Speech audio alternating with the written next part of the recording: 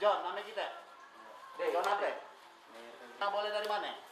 Meyer, warga Sako Palembang ini ditangkap polisi dari Subdit 3 Jatan Ras Polda Sumsel lantaran menada hasil curian berupa 1 unit sepeda motor.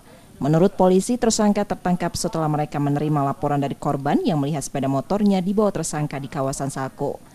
Setelah dilakukan pengembangan, polisi mendatangi rumah tersangka dan ditemukan barang bukti. Pada polisi, tersangka mengaku saat itu ia menerima dari pelaku pencurian yang masih buron dan menyadari sepeda motor itu merupakan hasil curian. Sebagai penada, tersangka menerima sepeda motor itu tanpa kunci dan surat lengkap.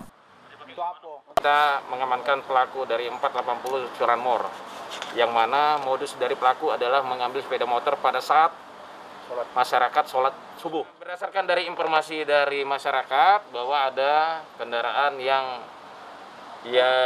diduga hasil dari pelaku kejahatan. Lalu ngasih tahu informasi kepada unit Osnal, dan unit Osnal melakukan penyelidikan mencocokkan rangka nomor mesinnya. Dengan menunjukkan rangka mesinnya cocok dengan yang informasi yang diduga hilang kendaraan itu, lalu dilakukan pengamanan terhadap 480.